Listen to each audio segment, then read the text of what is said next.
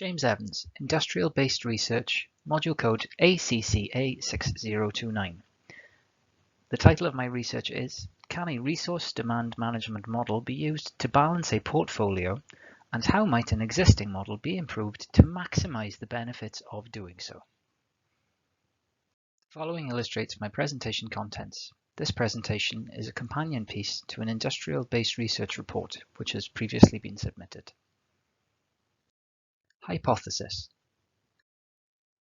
To reiterate, my title is, Can a resource demand management model be used to balance a portfolio, and how might an existing model be improved to maximize the benefits of doing so? My hypothesis for the first of these two questions which have been posed, can a resource demand management model be used to balance a portfolio, is yes, at least in part through the determination of what can be delivered and when. As for the second part, how might an existing model be improved to maximize the benefits of doing so? I believe it absolutely can, through improving data quality, improving data modeling capabilities, improving data visualization variations and capacity, and introducing a new platform to house and run the demand model.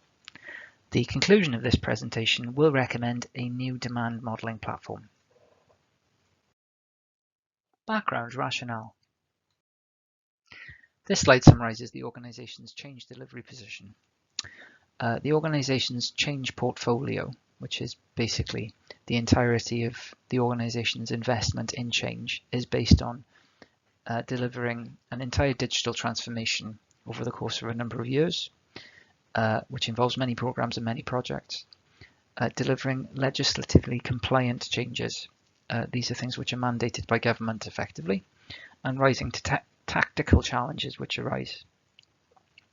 These could be anything from break fixes to emergencies to immediate workarounds in order to deliver something legislative which might actually fall in line with something that's part of the digital transformation journey but needs to be delivered early.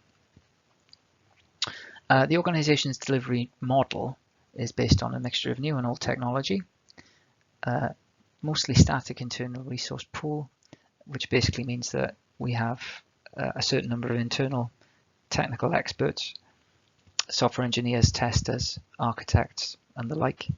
We have some flexibility in bringing in contractors, and we have a limited number of release environments. Basically, the exam question is, how can we balance these two entities in order to deliver everything that we need to? Literature review. So to test hypothesis 1, can a resource demand management model be used to balance a portfolio?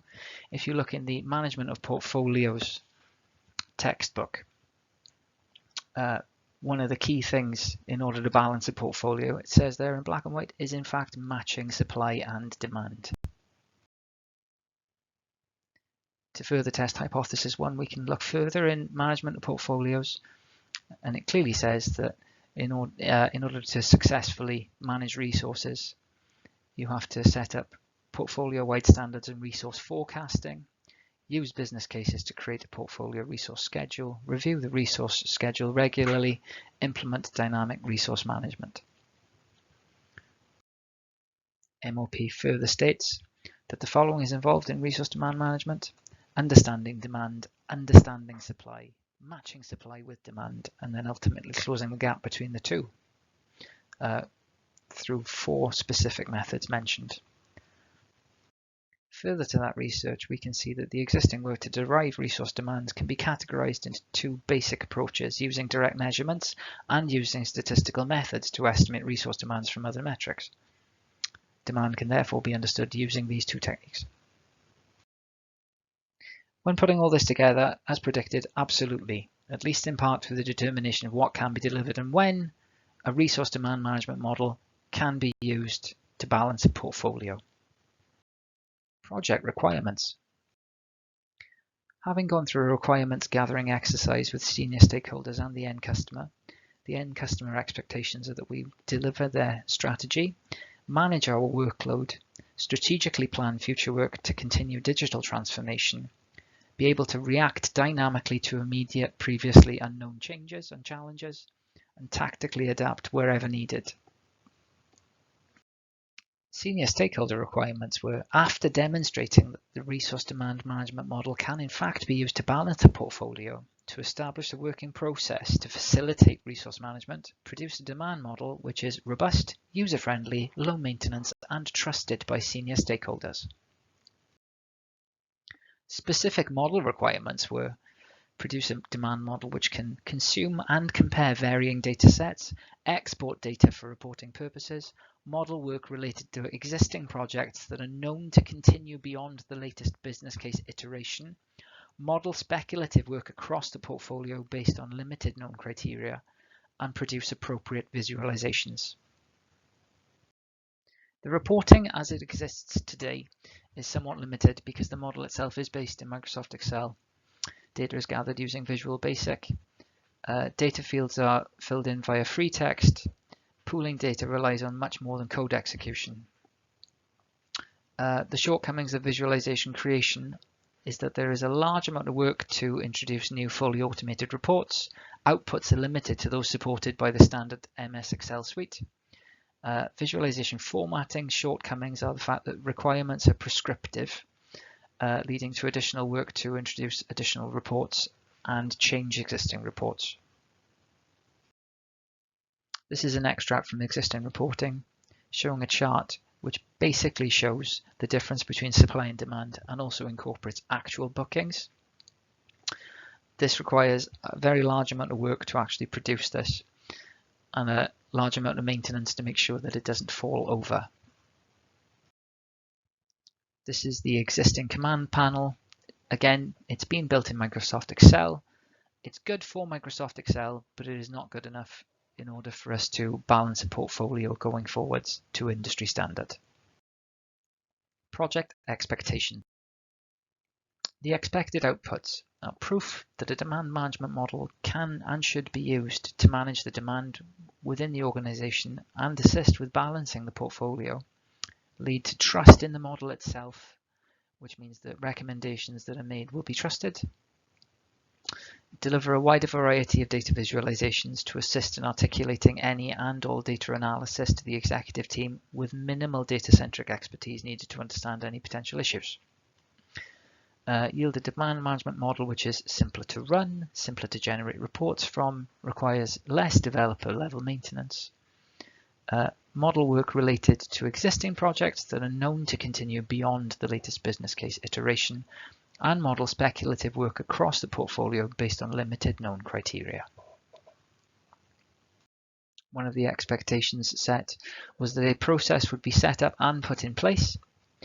The green boxes that can be seen on this diagram are steps which have been fully put in place to date. The amber coloured boxes are items which are still being worked on, but do have executive team approval to be put in place, and the red coloured boxes have been suggested to the executive team but are not yet ready to be tackled. The proposed solution. The proposed solution is to use Microsoft Power BI. When considering the core requirements, we can see that it does everything we need to do and more. It has the ability to use composite models, which will allow 2 or more data connections from different source groups and permit the establishment of many-to-many relationships between tables. This is absolutely paramount given the data sets that we are actually dealing with. As an example, we'll need to draw data from a table which relates to who we have in the organization and what their role is, and there'll be a separate table which will relate to the amount of project work which exists. Comparisons will need to be drawn between the two, and there will be many-to-many relationships in there. We'll also need to include model data. Power BI caters for this. We can do the modeling inside R and then port it in. We can create relationships between data sets. We can customize the user experience. We can import and export separate data sets. These are 3 examples, courtesy of Microsoft, which show the type of graphics which are available without any additional work needing to be done to Microsoft Power BI. Providing the data is there, these visualizations can be generated immediately without fail. Delivery methodology and task prioritization. The delivery methodology which has been chosen is that of Agile. Following Agile project management ensures the final output delivers what the customer needs within the time frame permitted. Agile project management encourages the use of what they call Moscow. That ensures that within the time frame you're working on, there are things which you must have, should have, could have, and then out of scope for this time frame will be won't have. That isn't to say that when the project is finished, those won't have items will not be completed, simply within the particular window that you're talking about. Sometimes this is referred to as a sprint. Task prioritization. There are 3 priorities of tasks that we can see before us. The priority 1 tasks are necessary for a minimum viable product as dictated by the senior stakeholders and the end customer. There are things which should ideally be included, which I've considered to be priority 2 items, and then would be of additional benefit if ultimately included, but they're not imperative, which I've termed to be priority 3. Effectively, what we can see before us here is a bare bones model which can take 2 data sets and draw a comparison between the 2 would be the priority 1 items. Priority 2 would be including the ability to do estimations, the ability to house working time or actuals which have been booked to the various projects to draw comparisons between the 2, and then to be able to do reporting on those additional data sets in addition to what's already been included. Priority 3 is effectively modeling speculative future work. Project plan and task details. The following details all the individual tasks which have been identified which need to be undertaken in order to deliver what I would term the gold standard of the project, as this is being delivered in an agile manner. It's not imperative that all of these get delivered, just the priority ones. However, it is my goal to deliver every single one of them. As the project progresses, during each phase, certain tasks will be undertaken that will be completed, whilst others will be completed if time allows, and the others will be left for the following time frame. I have completed and set up a project plan, the first extract of which can be seen here. The second extract can be seen here, and the final can be seen here. Funding and budget. Effectively, the budget for this is relatively small. Ultimately, what we're looking at is licenses for Microsoft Power BI. In order to develop the solution, we'll need a single license. The assumption is that it will be needed for a year. RStudio to actually do the modeling to import is free of charge, regardless of the number of people that we actually get to use it. There is also an assumption that 3 additional FTEs will use the model after it's been built thereafter, which will result in the cost you can see there per annum. The total cost, therefore, being just over £100 to develop the solution and about £300 a year in order to use it by the team, which will probably be the project management office. Anticipated project impact. The anticipated benefits of the project can be seen here. Ultimately, we're looking at reduced administrative overhead, improved portfolio decision making, more efficient use of government funding, and greater end customer satisfaction. Anticipated project limitations. The limitations of the project can be seen here: time, the cost, the budget, the subject matter expertise, and the data availability. Regardless of how well engineered and realized the solution is, or how much the visualizations and reporting suites are improved, the model will always rely on and be judged on the quality of the data which is entered or imported into it, or simply put, nonsense in, nonsense out. Conclusion. It's clear that demands management, when done properly, with the correct accurate data in a robust model, can in fact and should help to balance the portfolio within an IT delivery organization. It's also clear that employing Microsoft Power BI as opposed to Microsoft Excel will greatly improve the demand model which we have to hand, and will no doubt lead to more trust being placed in that artifact by senior management. References. End of presentation.